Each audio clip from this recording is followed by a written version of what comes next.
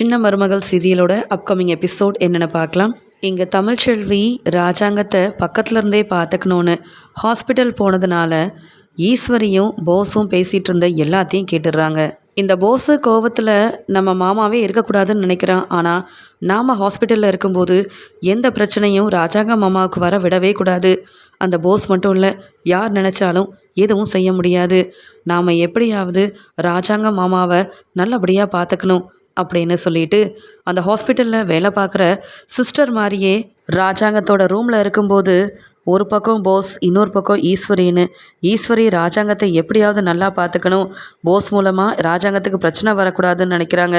ஆனால் போஸ் யாரும் இல்லாத நேரமாக பார்த்து நம்மளை அவமானப்படுத்தி வீட்டை விட்டே வெளியில் அனுப்பின ராஜாங்கத்தை நாம் ஒரேடியாக அனுப்பிடணும் அப்படின்னு திட்டம் போட்டுட்டு அங்கே போலீஸ் நிற்கிறதுனால என்ன செய்யனே தெரியாமல் யோசனை பண்ணிட்டு நிற்க அங்கே ராஜாங்கம் இருக்கிற ரூமுக்கு போன ஈஸ்வரி யோசிக்கிறாங்க. ராஜாங்க மாமாவை எப்படியாவது பிரச்சனையிலேருந்து நாம் தான் பக்கத்தில் இருந்து பார்த்துக்கணும். அதுக்கு அவர் இந்த ரூமில் இருக்கக்கூடாது, வேறு ஒரு ரூமுக்கு எப்படியாவது ராஜாங்க மாமாவை கூப்பிட்டு போகிறது தான் நல்லதுன்னு யோசிக்கும்போது அங்கே இருக்கிற தமிழ்செல்வியை பார்த்துக்கிறாங்க. தமிழ்செல்வியும் இங்கே ஈஸ்வரி கிட்ட சொல்கிறாங்க, உங்கள் பையனும் நீங்களும் பேசிகிட்டு இருந்த எல்லாத்தையும் கேட்டேன். அதனால தான் நானே சிஸ்டர் மாதிரி இந்த ரூமில் இருந்து மாமாவை பார்த்துக்கணுன்னு வந்தேன். ஆனால் நீங்கள் எதுக்கு வந்தீங்கன்னு கேட்க, எனக்கு மாமா மேலே கோவம் இருக்குது. அதுக்குன்னு என் பையன் செய்கிற எல்லாத்தையுமே நான் ஒத்துக்க மாட்டேன். இந்த ரூமில் இருந்து எப்படியாவது ராஜாங்க மாமாவை வேறு ரூமுக்கு கூட்டிகிட்டு போயிடணும். அதுதான் அவருக்கும் நல்லது, நமக்கும் நல்லது. என் பையன் இப்படி பிரச்சனை செஞ்சால் போலீஸில் வசமாக மாட்டிப்பான்னு எனக்கு நல்லாவே தெரியும். போஸுக்காக மட்டும் இல்லை, ராஜாங்க மாமாவுக்காகவும் தான் நான் இங்கே வந்தேன் அப்படின்னு சொல்ல உடனே தமிழ்செல்வியும் இங்கே ஈஸ்வரியும் பெருசாக திட்டம் போடுறாங்க. இந்த ரூமில் ராஜாங்கம் இருந்தால் தானே போஸ் தேடி வருவான். அப்படி நம்ம வேறு எங்கேயாவது கூப்பிட்டு போயிட்டோன்னா அவனால் கண்டுபிடிக்க முடியாது அப்படின்ற மாதிரி ஒரு எண்ணத்தில் அங்கே இருந்த போலீஸ் பேசிகிட்டு இருக்கிறத கவனிக்கிறாங்க. அவங்க பேசிகிட்டு இருக்கிறத பார்த்துட்டு இதுதான் சரியான சமயம்னு ராஜாங்கத்தை அந்த ரூமில் இருந்து வேறு ஒரு ரூமுக்கு கூப்பிட்டு போகிறதுக்காக எல்லா ஏற்பாடையும் செய்கிறாங்க. ஆனால் எங்கே போகிறதுனே தமிழ்செல்விக்கு தெரியல. எல்லா ரூம்லேயும் ஆளுங்க இருக்காங்க. ஆனால் ராஜாங்க மாமாவுக்கு போஸால் பிரச்சனை வந்துடக்கூடாதுன்னு ஒவ்வொரு ரூம்லேயும் பார்த்து அவங்க யாரும் இல்லாத ஒரு ரூமில் ராஜாங்கத்தை கூப்பிட்டு போயிடுறாங்க. அது மட்டும் இல்லாமல் ஈஸ்வரி கண்கலங்கிக்கிட்டே, உனக்கு தெரிஞ்ச இந்த உண்மையை யார்கிட்டையும் சொல்லிடாத. என் பையன் போஸ்க்கும் பிரச்சனை வரக்கூடாது, போஸால் ராஜாங்க மாமாவுக்கும் பிரச்சனை வரக்கூடாது. அதனால தான் நான் இப்படி ஒரு யோசனையை சொன்னேன் அப்படின்னு சொல்லும்போது இங்கே தமிழ்செல்வி ரொம்ப பதட்டமாக இருக்காங்க. என்ன செய்யன்னு தெரியல. நான் வந்ததே இங்கே சேது மாமாவுக்கு பிடிக்காது. இதில் போஸால் வேற பிரச்சனை வருது. காலையில் போஸ், கருப்பு அண்ணன் எல்லாரும் வர வரைக்கும் நம்ம ராஜாங்க மாமாவை எப்படியாவது நல்லபடியாக பார்த்துக்கணும் அப்படின்ற ஒரு எண்ணத்தில் இருக்காங்க. அதே சமயம் அங்கே இருந்த போலீஸும் ரெஸ்ட் எடுக்கிறதுக்காக போக அங்கே வந்த போஸும் இதுதான் சரியான சமயம்னு ராஜாங்கம் ஏற்கனவே இருந்த ரூமில் போய் பார்த்து அவரை ஏதாவது செய்யணும் அப்படின்னு முயற்சி செய்ய அப்போ தான் இங்கே போஸுக்கு தெரிய வருது, இடம் மாற்றிட்டாங்க ராஜாங்கத்தை. இந்த ரூமில் ராஜாங்கம் இல்லை. எல்லாத்துக்கும் காரணம் என் அம்மாவாக தான் இருக்கும். அவங்க தானே நான் ஹாஸ்பிட்டலுக்குள்ளே வந்த உடனே இப்படிலாம் செய்யாதன்னாங்க. அப்போ என் அம்மா யார் கூட சேர்ந்து திட்டம் போட்டு ராஜாங்கத்தை எங்கே வச்சுருக்காங்கன்னு தெரியலையே. என்ன இருந்தாலும் சரி, ஹாஸ்பிட்டலை விட்டு ராஜாங்கம் வெளியில் போயிருக்கவே முடியாது. இன்றைக்கே அந்த ராஜாங்கத்தை ஒன்றும் இல்லாமல் செஞ்சு என்ன அவமானப்படுத்தின ராஜாங்கத்தை நான் கண்டிப்பாக விட்டு வைக்கவே மாட்டேன் அப்படின்னு ஒவ்வொரு ரூம்லையும் இங்கே ராஜாங்கத்தை ஒவ்வொரு ரூம்லையுமே தேட ஆரம்பிக்கிறாரு இங்கே போஸ்.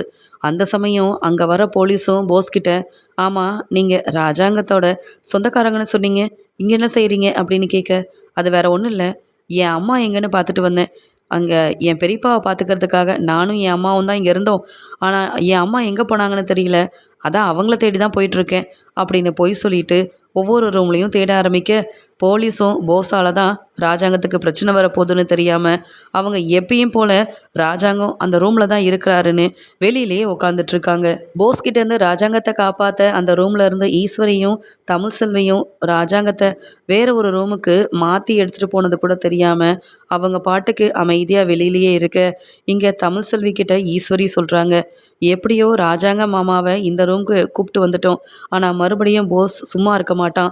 ஒவ்வொரு ரூம்லேயும் தேட ஆரம்பிப்பான். பேசாமல் சேதுக்கு ஃபோன் பண்ணி வர சொல்லிடுவோமா, இல்லை ஹாஸ்பிட்டலில் இருக்க மோகனா இங்கே அப்பத்தானு எல்லார்கிட்டையும் சொல்லிடுவோமா அப்படின்னு பதட்டமாக கேட்குறாங்க ஈஸ்வரி. உடனே தமிழ்செல்வியும், அத்தை நீங்கள் கொஞ்சம் பொறுமையாக இருங்க, இதெல்லாம் மற்றவங்களுக்கு தெரிஞ்சா ரொம்ப பயந்துருவாங்க. அது மட்டும் இல்லை, இப்போ நாம் எங்கே இருக்கோன்னு போஸுக்கு தெரிய வாய்ப்பில்லை. அப்படியே போஸ் வந்தாலும் நம்ம சமாளித்து தான் ஆகணும். ராஜாங்க மாமாவுக்கும் எதுவும் ஆகக்கூடாது. உங்கள் பையன் போஸ் ஏற்கனவே அவமானப்பட்டு வீட்டை விட்டு வெளியில் போயிருக்காரு. இப்படிலாம் செஞ்சான்னு இங்கே சேது மாமாவுக்கு தெரிஞ்சா நீங்கள் மட்டும் இல்லை, உங்கள் குடும்பத்தையே வீட்டை விட்டு வெளியில் அனுப்பிடுவாங்க. அப்படிலாம் நடக்கக்கூடாதுன்றதுக்காக தான் இந்த விஷயம் வெளியில் தெரிய வேண்டான்னு சொல்கிறேன். நாமளே பார்த்துக்கலாம். போஸ் வந்தாலும் சமாளிச்சுக்கலாம். பிரச்சனையை தாங்க முடியலன்னா நான் என்ன செய்யணும்னு எனக்கு தெரியும். நீங்கள் கவலைப்படாமல் இருங்க அப்படின்னு சொல்லி தமிழ்செல்வி ஈஸ்வரி கிட்ட சொல்லிட்டு இருக்காங்க. இங்கே வீட்டுக்கு போன இங்கே சேது கருப்பு கிட்ட சொல்கிறாங்க, அது எப்படி மாமா, தமிழ்செல்வியை நான் எவ்வளோ நல்லா பார்த்துக்கிட்டேன். என்கிட்ட தமிழ்செல்வி இவ்வளோ பெரிய உண்மையை மறைப்பான்னு நான் எதிர்பார்க்கவே இல்லை. அது மட்டும் இல்லாமல் தமிழ்செல்வி உண்மையை சொன்ன உடனே என் அப்பாவுக்கும் இப்படி ஆயிடுச்சு. என் அப்பாவை யார் இப்படி செஞ்சாங்கன்னு மட்டும் தெரிய வந்தது. அவங்கள நான் சும்மா விடவே மாட்டேன். என் அப்பா கண் முழிக்கட்டும், அதுக்கப்புறமா நான் உண்மையை கண்டுபிடிப்பேன். ஆனால் என்றைக்கும் தமிழ்செல்வியை நான் திரும்பி கூட பார்க்க மாட்டேன். தமிழ்செல்வி என் மனைவியாக இருக்கணும்னு ஆசைப்பட்டு கல்யாணம் பண்ணேன். ஆனால் இனி தமிழ்செல்விக்கும் எனக்கும் எந்த சம்மந்தமும் இருக்கவே இருக்காது. ஒவ்வொரு நாளும் எனக்குன்னு வாரிசு வரப்போகுது, என் அம்மாவே இந்த வீட்டுக்கு வாரிசாக வரப்போகிறாங்கன்னு நான் எவ்வளோ ஆசையாக இருந்தேன் தெரியுமா? அது எல்லாத்தையும் ஒரே நாளையில் ஒன்றும் இல்லாமல் செஞ்சுட்டு போயிட்டாலே மாமா இந்த தமிழ்செல்வி அப்படின்னு கண் கலங்கி கருப்புக்கிட்ட பேசி அழ ஆரம்பிக்கிறாரு. உடனே கருப்பு சொல்கிறாரு, ஏமாப்ல, ஒரு நாள் தான் தமிழ்செல்வி வீட்டில் இல்லை. ஆனால் இப்போ வரைக்கும் தமிழ்செல்வி தப்பு செஞ்சுருந்தாலும் தமிழ்செல்வியை மறக்க முடியாமல் தமிழை பற்றியே தானே நீ பேசிகிட்டு இருக்க. கொஞ்ச நாள் பொறுமையாரு, எல்லாம் சரியாயிரும். நீயே போய் தமிழ்செல்வியை கண்டிப்பாக வீட்டுக்கு கூட்டிகிட்டு வரதான் போகிற. உன் கூட ஒன்று சேர்ந்து சந்தோஷமாக வாழணுன்றதுக்காக தான் இந்த உண்மையை வெளியில் சொல்லவும் முடியாமல் மறைக்கவும் முடியாமல் உன்னை விட தமிழ்செல்வி எவ்வளோ கஷ்டப்பட்டிருக்கும். தமிழ்செல்வியை தப்பாக புரிஞ்சுக்கிட்டு கார் செட்டில் தங்க வச்சப்போ கூட தமிழ்செல்வி உன்னை தப்பாக புரிஞ்சுக்கல, உனக்கு சப்போர்ட் பண்ணி தானப்பா பேசுச்சு. அது மட்டும் இல்லாமல் தமிழ்செல்வி உன்னை யார்கிட்டையும் விட்டு கொடுத்ததே இல்லை. ஏன் தாமரை உன்னை பற்றி பொய் சொன்னப்போ கூட தமிழ்செல்வி என் வீட்டுக்காரர் மேலே எனக்கு நம்பிக்கை இருக்குன்னு உண்மையெல்லாம் நிரூபித்து உன் பக்கம் நின்ன தமிழ்செல்வியை நீ எப்படி இப்படி விட்டு கொடுத்து பேசலாம்? தமிழ்செல்வியும் நீயும் சீக்கிரமாகவே ஒன்று சேர்ந்து வாழணும். அதுதான் உனக்கும் நல்லது, உன் வாழ்க்கைக்கும் நல்லது. உனக்குன்னு வந்த எல்லா பிரச்சனையிலையும் இந்த வீட்டில் உள்ளவங்க, ஏன் நான் கூட சந்தேகப்பட்டிருக்கேன், ஆனால் உனக்கு துணையாக இருந்து உதவி செஞ்சு உன்னை விட்டு கொடுக்காமல் இருந்தது உன் மனைவி தமிழ்செல்வி மட்டும்தான். ஏதோ தெரியாமல் உன் மேலே உள்ள அக்கறையில் உன் மேலே உள்ள பாசத்தில் தான் மாசமாக இருக்கிறதா பொய் சொல்லி ஒன்று சேர்ந்து வாழணும் தமிழ்செல்வி நினச்சது. அது தப்பு தான். ஆனாலும் மன்னிச்சு தமிழ்செல்வியை ஏற்றுக்கக்கூடாதா? நீ பொறுமையாக இரு. ராஜாங்க ஐயா வந்த உடனே உன்னையும் தமிழ்செல்வியவும் கண்டிப்பாக ஒன்று சேர்த்து வைக்க தான் போகிறாரு. எனக்கு அந்த நம்பிக்கை இருக்குது. நீ தமிழ்செல்வியை பற்றி யோசிக்காமல் கொஞ்ச நேரம் ரெஸ்ட் எடு மாப்ள. உங்கள் அப்பாவை போய் வர பார்க்கணும்ல அப்படின்னு சொல்லிகிட்டு இருக்க. உடனே இங்கே சேதுவும், நீங்கள் சொல்கிற மாதிரி நடந்தால் நல்லா தான் இருக்கும், ஆனாலும் என்னால் ஏற்றுக்க முடியுமான்னு தெரியல மாமா அப்படின்னு 2 பேரும் பேசிகிட்டு இருக்காங்க. இன்னொரு பக்கம் இங்கே ராஜாங்கம் எந்த ரூமில் இருக்காருன்னு தேடிக்கிட்டே வந்த போஸும் ராஜாங்கம் இருக்கிற ரூமை கண்டுபிடிக்கிறாங்க. ஹாஸ்பிட்டலில் யாரும் இல்லை. ராஜாங்கத்தை இங்கே தான் என் அம்மாவும் தமிழ்செல்வியும் யாருக்கும் தெரியாமல் கூட்டிகிட்டு வந்திருக்காங்களா? அதான் நான் கண்டுபிடிச்சிட்டேன்ல அப்படின்னு அந்த ரூமுக்குள்ளே போஸ் போகும்போது போஸ் வரதை பார்த்துட்டு ஈஸ்வரியும் தமிழ்செல்வியும் பேரதிர்ச்சியோட பார்க்க உடனே ஈஸ்வரி அழுதுகிட்டே, வேணாம் போஸு, நீ ராஜாங்க மாமாவை எதுவும் செஞ்சிடக்கூடாதுன்னு தான் இந்த ரூமுக்கு கூட்டிகிட்டு வந்தோம். ஆனால் நீ எங்களை தேடி கண்டுபிடிச்சி இங்கேயும் வந்துட்ட. நான் சொல்கிறத கேளு. உனக்கு ஏற்கனவே நிறைய பிரச்சனை இருக்குது. அதெல்லாம் சமாளித்து நல்ல பேர் வாங்கி மறுபடியும் வீட்டுக்கு திரும்பி வருவேன்னு பார்த்தா இருக்கிற கோவத்தில் இங்கே ராஜாங்க மாமாவையே ஒன்றும் இல்லாமல் செய்யணும்னு நினைக்கிறியே. இதெல்லாம் ரொம்ப தப்பு. நீ நினைக்கிறத நான் செய்ய விட மாட்டேன். இங்கேருந்து கிளம்பு. நீ வேற தேவையில்லாமல் பிரச்சனை செய்ய வந்திருக்கேன்னு போலீஸ்க்கு தெரிய வந்தது, அவ்வளவுதான். உன் பெரியப்பா என்ன சாதாரண ஆள் நினச்சிட்டு இருக்கியா? பெரிய பொறுப்பில் இருக்காரு. எல்லா இடத்துலையும் போலீஸ் நிற்கிறாங்க. கொஞ்ச நேரத்தில் சேது கருப்புன்னு வீட்டில் இருக்க எல்லாரும் வந்துடுவாங்க. உன் அப்பாவுக்கு நீ செஞ்சதெல்லாம் தெரிஞ்சா அவ்வளவுதான், உன்னை சும்மா விட மாட்டாரு. இப்போ வீட்டை விட்டு வெளியில் அனுப்பின உன் அப்பா தான் அண்ணனுக்காக உன்னையே ஒன்றும் இல்லாமல் செஞ்சிருவாரு, தெரிஞ்சுக்க. முதல்ல இங்கேருந்து கிளம்பு, அம்மா பேச்சை கேளு, பிரச்சனையில் நீயே மாட்டிக்காத அப்படின்னு ஈஸ்வரி எவ்வளவோ சொல்லியும் அங்கே எதையும் கேட்காத போஸு, அம்மா நீங்கள் அமைதியாக இருங்க, எனக்கு நல்லா தெரியும் நீங்கள் தான் இங்கே பெரியப்பாவை இந்த ரூம் கூட்டிகிட்டு வந்திருப்பீங்கன்னு. என்ன தமிழ்செல்வி கூட ஒன்று சேர்ந்து இப்படி பெரியப்பாவை என்கிட்டேருந்து காப்பாற்றிடலான்னு நினைக்கிறீங்களா? யார் என்ன செஞ்சாலும் நான் நினச்சதை செய்ய விடாமல் உங்களால் ஒன்றும் செய்ய முடியாது, பார்த்துக்கிட்டே இருங்க அப்படின்னு இங்கே போஸும் சொன்னது மட்டும் இல்லாமல் ராஜாங்கத்தை ஒரேடியாக அனுப்பிடணும்னு முயற்சி செய்கிறாரு. அந்த சமயம் அங்கேருந்த தமிழ்செல்வி தான் கையில் கிடச்ச பொருளை வச்சு இங்கே வெளுத்து வாங்குறாங்க போஸை. விடு போஸு, இதுக்கு மேலே நீ செய்கிற எதையும் பார்த்துட்டு நான் சும்மா இருக்க மாட்டேன். என்ன நினச்சிட்டு இருக்க? நீ தப்புக்கு மேலே தப்பு செய்வ. உன்னை எல்லாரும் மன்னிச்சு உனக்கு தேவையானதெல்லாம் செய்யணும்னு நினைக்கிறியே. அப்படி ராஜாங்க மாமா என்ன தப்பு பண்ணிட்டாங்க? நீ தான் அந்த குடும்பத்தையே அவமானப்படுத்தி தலை குனிய வைக்கணும்னு நினச்ச. ஆனால் நீ செஞ்ச தப்பை திருத்திக்காம இப்படி மறுபடியும் வந்து பிரச்சனை செய்கிறியே, அசிங்கமா இல்லை? இதுக்கு மேலே நீ ஏதாவது செஞ்ச, அவ்வளவுதான். நீ நம்ம வீட்டில் உள்ள ஒரு ஆளுன்றதுக்காக பொறுமையாக உங்கள் அம்மா பேசுகிறதெல்லாம் கேட்டுட்டு இருந்தேன். ஆனால் நீ யார் பேச்சையும் கேட்க மாட்ட. நீ ஏன் திருந்த மாட்டியே? அப்புறம் எப்படி அடுத்தவங்க பேச்சை கேட்ப? நீ முடிஞ்சா இங்கே ராஜாங்க மாமாவை ஏதாவது செய் பார்ப்போம். நான் இருக்கிற வரைக்கும் உன்னால் ஒன்றும் செய்ய முடியாது. வேணும்னா பார்க்குறியா? அப்படின்னு வெளுத்து வாங்குறாங்க போஸை. நீ எல்லாம் ஒரு ஆளுன்னு உன்னை பார்த்து நாங்கள் பயந்துட்டுருப்போம்னு நினச்சியா? எங்களுக்கு ராஜாங்க மாமா முக்கியம். அவர் குணமாகணும், வீட்டுக்கு போகணுன்ற ஆசையில் தான் அவரை பார்த்துக்கிறதுக்காக நான் என் அம்மானு எல்லாரும் இங்கே இருக்கோம்.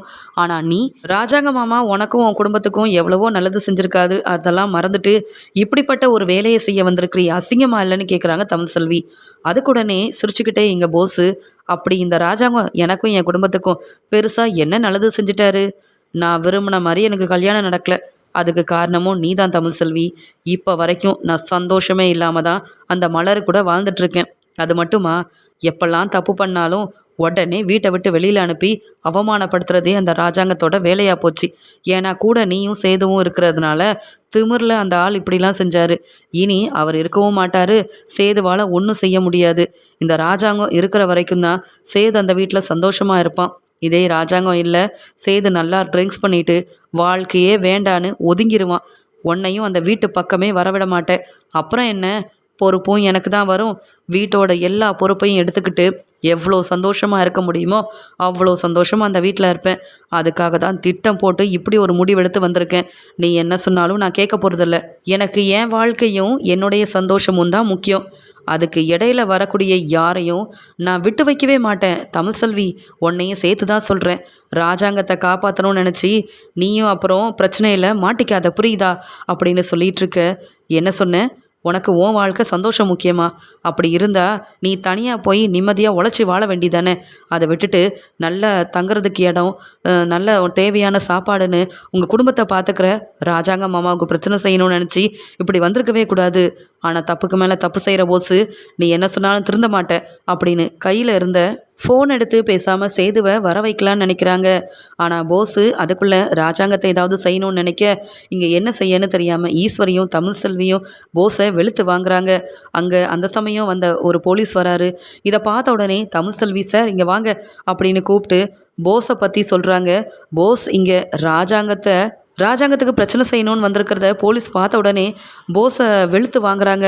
ஆமாம், ராஜாங்கத்தோட சொந்தக்காரங்கன்னு சொல்லி தானே இங்கே தங்கியிருந்தீங்க. ஆனால் நீ என்ன இங்கே செஞ்சிட்ருக்கன்னு கேட்க உடனே இங்கே தமிழ்செல்வியும் ஈஸ்வரியும் சொல்கிறாங்க, இங்கே ராஜாங்க ஐயா என்னவோ அந்த ரூம்லலாம் இருந்தார், இவர் எதுக்கு இங்கே கூட்டிகிட்டு வந்தீங்க அப்படின்னு கேட்க நடந்து எல்லாத்தையும் தமிழ்செல்வி சொல்கிறாங்க. இந்த போஸ் வந்ததோட காரணம் என்னன்னு எங்களுக்கு தெரிய வந்ததால் எப்படியாவது ராஜாங்க ஐயாவை எந்த பிரச்சனையும் இல்லாமல் காப்பாற்றணும்னு இங்கே கூட்டிகிட்டு வந்தோம். ஆனால் இந்த போஸ் இந்த ராஜாங்க ஐயா இருக்கக்கூடாதுன்னு எப்படியோ திட்டம் போட்டு வந்து பிரச்சனை செஞ்சிட்ருக்கான் அப்படின்னு சொன்ன உடனே அங்கே வந்த போலீஸும் அங்கே ஈஸ்வரிக்கிட்ட கேட்க கண் கலங்கிக்கிட்டே ஆமாம் இந்த போஸ் எதுக்காக வந்தான்ற உண்மையை சொல்லிடுறாங்க. அந்த சமயம் சேது அங்கே கருப்புக்கிட்ட பேசிகிட்டு இருக்கும்போது, மாமா வீட்டில் இருக்க பிடிக்கல, நீங்கள் வாங்க மாமா, அப்பாவை போய் பார்த்துட்டு வரலாம் அப்படின்னு சொல்ல, என்ன மாப்பிள்ள கொஞ்சம் கூட ரெஸ்ட் எடுக்காமல் நீ பாட்டுக்கு இப்படி கிளம்புனா உன் அப்பாவை நீ எப்படி பக்கத்துலேருந்து பார்த்துக்க முடியும்னு சொல்ல, அப்பா வீட்டுக்கு வரணும், அப்போ தான் என்னால் நிம்மதியாக ரெஸ்ட் எடுக்க முடியும். அது மட்டும் இல்லை, வேறு எந்த பிரச்சனையும் வந்துடக்கூடாதுல்ல. பாவம் அப்பத்தா அம்மானு எவ்வளோ நேரம் தான் அங்கேயே இருப்பாங்க, நாம் போவோம் அப்படின்னு சொல்லிட்டு சேது கருப்பை கூட்டிகிட்டு ஹாஸ்பிட்டலுக்கு வர அங்கே பெரிய பிரச்சனை நடந்துகிட்ருக்கு. அங்கே ஈஸ்வரி ஒரு பக்கம் அழுதுட்ருக்காங்க. தமிழ்செல்வியும் நடந்த எல்லாத்தையும் போலீஸ்கிட்ட சொல்லிகிட்ருக்க அந்த சமயம் மெதுவாக ராஜாங்கம் கண் முழிக்கிறாரு. அங்கே உடனே போலீஸ் அங்கே டாக்டரை வர வைக்கிறாங்க. ராஜாங்கம் கண் முழிச்ச உடனே இங்கே தமிழ்செல்வி ரொம்ப சந்தோஷப்படுறாங்க. அங்கே வந்த டாக்டரும் ராஜாங்கத்துக்கு ட்ரீட்மெண்ட்டெல்லாம் கொடுக்க மெதுவாக ராஜாங்கம் பேச ஆரம்பிக்கிறாரு. இங்கே நடந்த எல்லாமே எனக்கு தெரியும், ஆனால் என் மருமக தமிழ்செல்வி என்னை காப்பாற்றுவான்னு நான் நினைக்கவே இல்லை. யார் முகத்தில் முழிக்கக்கூடாது, யார் என் வீட்டுக்கே வரக்கூடாதுன்னு அவமானப்படுத்தி இந்த தமிழ்செல்வியவும் சேதுவையும் பிரிக்கணும்னு நினச்சனோ அந்த தமிழ் செல்வி தான் என்னை காப்பாற்றிருக்கா அப்படின்னு கண் கலங்கிக்கிட்டே டாக்டர்கிட்ட மெதுவாக சொல்ல, உடனே டாக்டரும் ராஜாங்கம் சொன்னதை போலீஸ்கிட்ட சொல்லி இங்கே போஸாக மாட்டி விடுறாங்க. அந்த சமயம் இங்கே கருப்பு வந்த உடனே என்ன நடக்குதுன்னு கேட்டு இங்கே சேதுவும் அதெல்லாம் பார்த்துட்டு பேரதிர்ச்சி அடைகிறாரு. என்ன சின்னம்மா என்ன நடக்குதுன்னு கேட்க போஸை பற்றி சொல்லி அழுகிறாங்க ஈஸ்வரி. போஸு பாத்தியா, எல்லாருக்கும் உன்னை பற்றி தெரிஞ்சு போச்சு. இதுக்கு தான் நான் சொன்னேன், இந்த பக்கம் வராத, உனக்கு பிரச்சனை வரும்னு. நீ சாதாரணமாக நினச்சி வந்த தமிழ் செல்வியாலையும் நானே உன்னை மாட்டி விடுற ஒரு நிலமை வந்துருச்சு பாத்தியா. எதெல்லாம் நடக்கக்கூடாதுன்னு நினச்சினோ எல்லாமே என் மூலமாகவே நடந்துருச்சே போஸு. இப்படி நீ போலீஸ்கிட்ட மாட்டிக்கிட்டியே அப்படின்னு அழுகிறாங்க. அங்கே வந்த சேதுவோட கையை ராஜாங்கம் பிடிக்கிறாரு. இங்கே சேது ராஜாங்கம் கண் முழிச்சதை பார்த்துட்டு, அப்பா நான் சேது வந்திருக்கேன்ப்பா அப்படின்னு சொல்ல, சேது நல்ல சமயத்தில் எனக்கு துணையாக இருந்தது இங்கே தமிழ் செல்வி தான். நான் தான் தமிழ் செல்வியை தப்பாக புரிஞ்சுக்கிட்டேன். தமிழ் செல்வி மாசமாக இருந்ததா சொல்லி ஏமாத்தின உடனே கோவத்தில் தமிழ் செல்வி வீட்டை விட்டு வெளியில் போக, அந்த குடும்பத்துக்கும் நம்ம குடும்பத்துக்கும் எந்த சம்மந்தமும் இல்லைன்னு முன்னாடி பேசுனது நான் தான். ஆனால் அதை பற்றிலாம் யோசிக்காமல் என் மாமனாரை நல்லா பார்த்துக்கணுன்னு வந்த தமிழ் செல்வியால் தான் இப்போ எந்த பிரச்சனையும் இல்லாமல் நான் நல்லா இருக்கேன். ஆனால் போஸு அப்படி கிடையாது. போஸ் பிரச்சனை செய்ய வந்தான். என்ன செய்ய, என்னால் ஒன்றும் முடியாத ஒரு நிலமையில் எனக்கு துணையாக இருந்த தமிழ் செல்வியை நீ ஏற்றுக்கணும். மன்னிச்சு நீங்கள் 2 பேரும் சந்தோஷமாக வாழ்கிறத நான் பார்க்கணும். அதுதான் என்னுடைய ஆசை அப்படின்னு கண் முழிச்ச ராஜாங்கம் நடந்த எல்லாத்தையும் போஸ்கிட்ட சொல்லி, தமிழ் செல்வியை தப்பாக நினைக்க வேண்டாம், நீங்கள் 2 பேரும் அந்த வீட்டில் ஒத்துமையாக வாழணும். தப்பு செஞ்சவங்க தான் அந்த வீட்டில் இருக்கக்கூடாது. நம்ம குடும்பத்துக்கு நல்லது நினைக்கிற தமிழ் செல்வி உன் கூட தான் ஒன்று சேர்ந்து வாழணும் அப்படின்னு ராஜாங்கம் தன்னுடைய முடிவை சொல்ல, இன்னொரு பக்கம் ஈஸ்வரி கண் கலங்கி நிற்கிறாங்க. போஸ்கிட்ட எவ்வளவோ சொன்னேன், பிரச்சனை செய்யாத, கிளம்பி போன்னு. ஆனால் என்னாலேயே என் பையன் போலீஸ்கிட்ட வசமாக மாட்டிக்கிட்டான் அப்படின்னு தலை குனிஞ்சு நிற்க, உடனே சேது என்ன சின்னம்மா இதெல்லாம்னு கேட்க, நான் சொன்னேன் போஸ்கிட்ட எவ்வளவோ சொன்னேன் சேது, ஆனால் என் பேச்சை போஸ் கேட்கவே இல்லை. என்ன செய்ய, ராஜாங்க மாமா நல்லா இருக்கணுன்றதுக்காக போலீஸ் வந்த உடனே என் பையனை கூட பார்க்காம நடந்த எல்லா உண்மையவும் போலீஸ்கிட்ட சொல்லி போஸை நானே மாட்டி விட்டுட்டேன். திருந்தாத போஸ் நம்ம வீட்டுக்கு வர வேண்டாம். நம்ம வீட்டில் ராஜாங்க மாமா நல்லா இருக்கணும். அப்போ தான் நாம் எல்லாரும் சந்தோஷமாக இருக்க முடியும். போஸுக்கு என்ன ஆனாலும் பரவாயில்ல, நீங்கள் சந்தோஷமாக இருங்கன்னு சொல்லிட்டு ஈஸ்வரி கண் கலங்கிக்கிட்டே வெளியில் போக, இங்கே சேதுவும் என் அப்பாவுக்காக இந்த தமிழ் செல்வி என்னெல்லாம் செஞ்சுருக்கா, தமிழ் செல்வி மேலே உள்ள கோவத்தில் வீட்டை விட்டு வெளியில் போன உடனே நீ தமிழ் செல்வியை பார்க்கக்கூடாது, பேசக்கூடாது, ஒன்று சேர்ந்து வாழக்கூடாதுன்னு நினச்சேன். ஆனால் என் அப்பாவே மனசு மாறிட்டாங்க. என் அப்பா இப்போ நல்லா இருக்காரு, கண் திறந்து பேசுகிறாரு. அது மட்டும் இல்லாமல் வீட்டுக்கு கூட்டிகிட்டு போகலான்னு டாக்டர் சொல்லியிருக்காங்க. அது எல்லாத்துக்கும் காரணம் தமிழ் செல்வி தானே.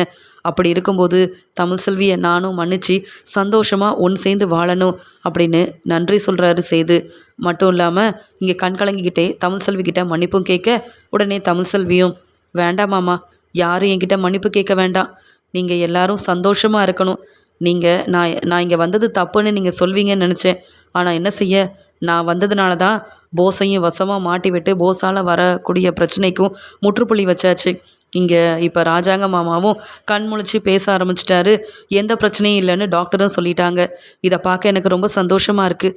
நான் கிளம்புறேன் அப்படின்னு சொல்ல, உடனே சேது கூப்பிடுறாரு. இரு தமிழ் செல்வின்னு சொல்ல, உடனே இங்கே ராஜாங்கமும் தமிழ் செல்வி இனி நீ உங்கள் வீட்டுக்கு போக வேண்டாம், சேதுவை கூப்பிட்டுட்டு நம்ம வீட்டு மருமகளா நம்ம வீட்டுக்கே நீ போகணும், அதுதான் சந்தோஷம்னு சொல்லிட்டேன்ல அப்படின்னு சொல்லும்போது தமிழ் செல்வியும் சேதுவும் ராஜாங்கத்தால் ஒன்று சேர்றாங்க.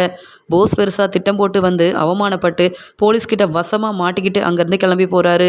இப்படி தமிழ் செல்வியால் வீட்டுக்கு நல்லது நடக்குதே தவிர்த்து தமிழ் செல்வி ஏதோ தெரியாமல் பொய் சொன்னதுக்கு நம்ம வீட்டை விட்டு வெளியில் போய் அவமானப்பட்டு நிற்கிறது தப்பு. நம்ம வீட்டு மருமகனா அது தமிழ் செல்வி தான் அப்படின்னு ராஜாங்கமும் சேதுவும் மனசு மாறினதுனால இங்கே சேதுவும் தமிழ் செல்வியும் ஒன்று சேர்ந்து சந்தோஷமாக வாழ ஆரம்பிக்கிறாங்க. ராஜாங்கமும் குணமாகி வீட்டுக்கும் வந்துடுறாரு. இந்த தமிழ் செல்வி மறுபடியும் என்னை அவமானப்படுத்தி போலீஸில் வசமாக மாட்டி விட்டுட்டா. ஆனால் நான் நினச்சது ஒன்று, நடந்தது ஒன்று. திரும்பி இந்த தமிழ் செல்வியை சும்மா விடவே மாட்டேன்னு போலீஸ்கிட்ட வசமாக மாட்டிக்கிட்ட போஸ் தமிழ் செல்வி மேலே ரொம்பவே கோவமாக இருக்கிறாரு.